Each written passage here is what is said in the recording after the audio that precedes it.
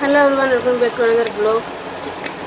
তো এখন কাজ আমি রান্নাবান্না করে চলে এসেছি। হ্যাঁ, মানে ফ্রি আছি একটু। তারপরে মানে ফ্রি না গায়ে রান্নাবান্না করে মানে ঘর ঝাড় দিয়ে মুছবো, বেড ক্লিন করে নিয়েছি। দেখো বেডটা এখন বসলাম। তো কাজ ব্লগটা বানাবো না ভাবছিলাম, কিন্তু কি বলবো, কালকে যে ঘটনাটা হলো আজ সেটা ব্যাপারেই বলবো। আমি কালকে মানে যে টাইমে কালকে যে প্লেন ক্র্যাশ হলো আহমেদাবাদে, সেই টাইমে আমি ছিলাম, আমি ইনস্টিটিউটে ছিলাম, ঠিক আছে। তো যে টাইমে হলো আমি এসে দেখলাম সেটা আমি বুঝতে পারিনি। তো ওখান থেকে মানে বেরিয়ে কটার সময় ঠিক মনে পড়ছে না, ঠিক আছে। কিন্তু ওখানে বেরিয়ে আমি বাড়ি ঢুকেছি 3টার দিকে। আমি ব্লগও শ্যুট করেছি, ঠিক আছে।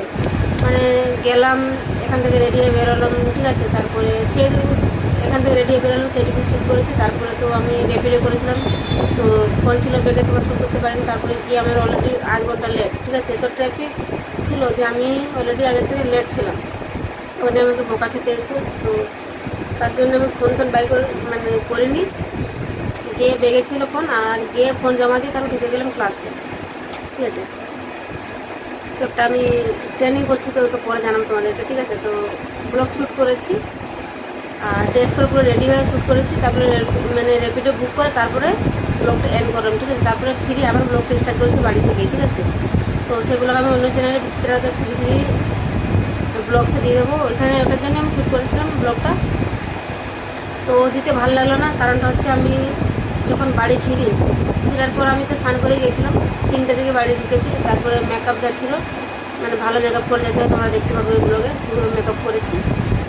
তো তোমরা চাইলে ওই চ্যানেলটাকে সাবস্ক্রাইব করে নিতে পারো। তো গাই মেকআপটা পুরো তুলে তারপরে মানে আমি তো অল্প খেয়ে গেছিলাম, তুলে ফ্রেশ হয়ে মানে মানে ফেস ওয়াশ করে পা হাত ধুয়ে বেরিয়ে তারপরে আমি ভাত খেতে যাই, ঠিক আছে।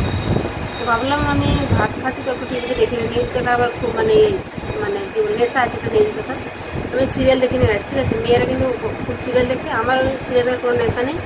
আমার নেশা আছে নিউজ দেখার, যে কোনো হিন্দি বাংলায় বেশিরভাগ নিউজ দেখি। তো আমি ভাতটা টেবিলে রেখে তারপর নিউজ মানে টিভিটা অন করেছি, ঠিক আছে।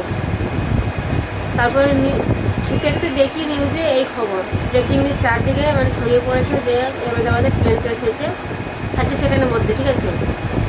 টেক আপ করার সময় তারপরে কীভাবে ক্র্যাশ হলো সব কিছুই দেখাচ্ছে টিভিতে। মানে এত খারাপ লাগলো গায়ে, মানে বলে দিতে পারবো না। তারপরে আর সেই ব্লগ আমার মানে এডিট করার ইচ্ছা হয়নি আর। ওই চ্যানেলে যে ব্লগটা শ্যুট করেছি, মেকআপ তুললাম, তারপরে ব্লগটা আমি মানে গায়ে মেকআপ খেতে বললাম, আর এখানে আমি এন্ড করে দিয়েছি। তারপরে তো আমি ফ্রেশ হয়ে খেতে গেলাম। তারপর ভাবলাম রাতের দিকে এই ব্লগটা আমি ওই খবরটা দেখার পর গাছ আমার আর ব্লগটা মানে এডিট করার ইচ্ছেই হলো না, মানে এত খারাপ লাগছিলো।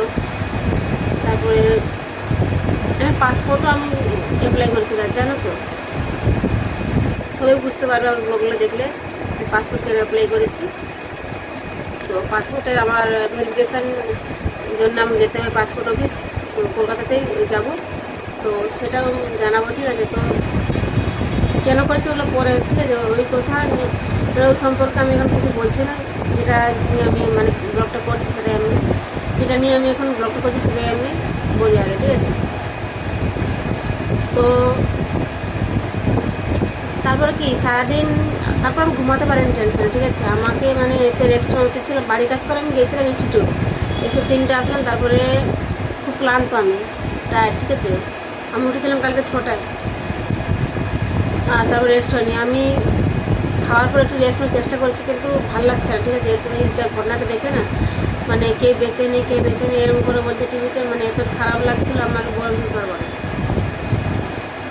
তো গাইজ এক টাইমে আমারও মানে খুব শখ ছিল যে আমি কেবিন ক্রু হবো এরকম, কিন্তু বিয়ে হয়ে গেলো, বাচ্চা হয়ে গেলো, বেবি হয়ে যাওয়ার পর আমার স্বপ্নটা আমার ভেঙে গেলো যে কেবিন ক্রু হবো। তো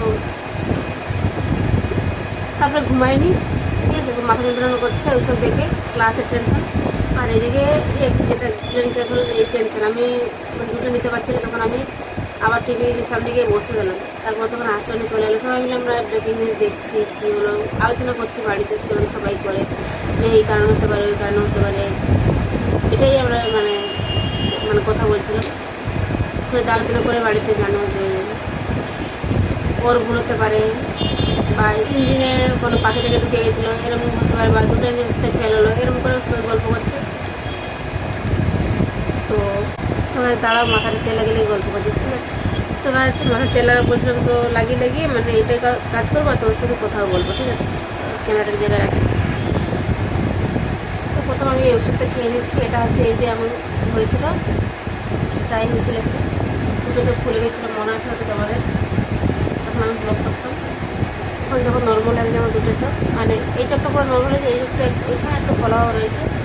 তো পিম্পল টাইপের যেটা হয় উপরে বা নিচে হলে স্টাই বলা হয়। তো তার জন্য আমি ওষুধ খাচ্ছি।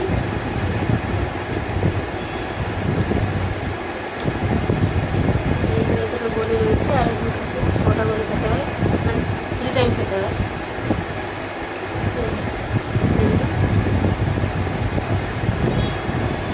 মাথার তেলেও তারপরে ঠান্ডা মুখ তারপর স্নান।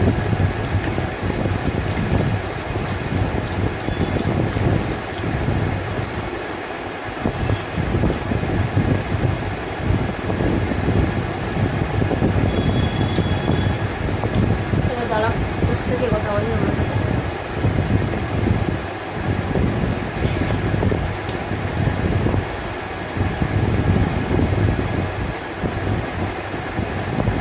যেটা বলছিলাম চুলতে কেটে দিচ্ছি, এর আগে ব্লগে বলেছি, দেখালাম। তো আর যখন আমি যাই বাইরে তখন আমি মানে জেল লাগিয়ে যাই, তো মাথা খুব যন্ত্রণা করছিল। ভাবলাম ভালো করে তেল দিয়ে স্নান করবো, স্নান করে কালকে আবার যাবো। তো কালকে মনে হয় না আমি মাথা দিতে পারবো, আজকে ধুয়ে নিচ্ছি।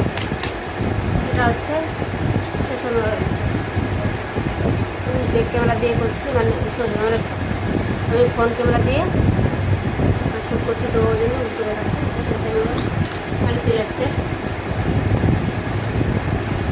তো আমি লাগাচ্ছি, ঠিক আছে। যেটা বলছিলাম ভাই, খবরটা শোনার পর মানে এতটা মানে খারাপ লাগলো। তারপরে একটু সকালে রাতের দিকে জানা গেল, মানে বাবু বলছিল যে একজন বেঁচেছে। তারপরে আমার অবাক লাগছে, আমার বিশ্বাস করতে পারছিলাম না যে সত্যি মানে কে বেঁচে ফিরেছে। মানে এত বড় একটা মানে ব্লাস্ট হলো, ওই আগুন গোলার থেকে কী করে বেরোতে পারে একটা মানুষ বেঁচে, সেটাই আমি মানে বিশ্বাস করতে পারছিলাম না। তারপর সকালে সকাল ঘুম থেকে উঠেই আমি ওকে বলি যে টিভি খুলো, দেখি ওই মানুষটা যে বেঁচেছে তাকে আমি দেখতে চাই ও কী বলছে, কথা বলতে পারছে তো, মানে ঠিকঠাক আছে তো, এরকম করে আমি জিজ্ঞেস করছি বাবুকে। হ্যাঁ বলছে ও ঠিকঠাক আছে, হেঁটে হেঁটে চলে এসছে। মানে দেখা গেল যে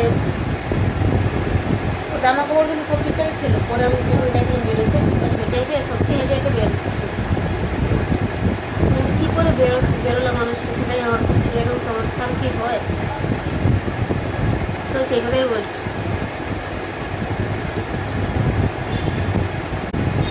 তারপরে যেখানে মানে ক্রেশ হয়েছে সেইখানে মানে মেডিকেল কলেজ নাকি একটু ছিল, ওইখানেও মানে অনেক লোক মারা গেছে। ডাক্তাররা কতদিন দেখাচ্ছিল, এরকম বেশি হতে পারে, এখন ঠিক করে জানা যায় না।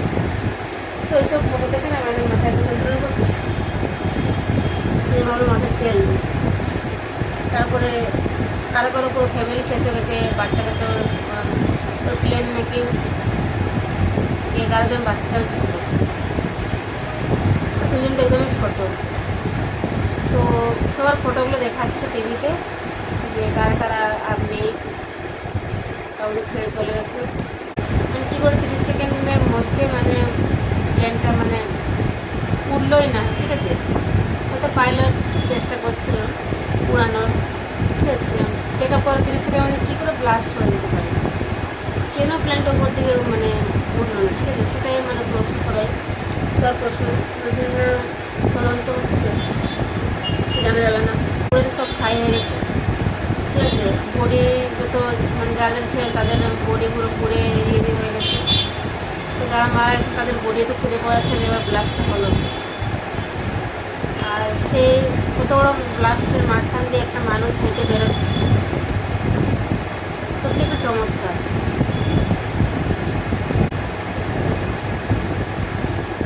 আর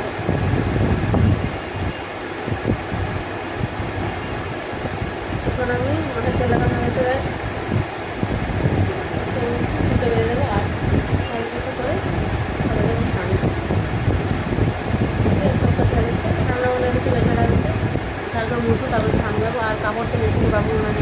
রেখেছি, বাবু দেখছে, মোটামুটি কেচে নেমে এসে।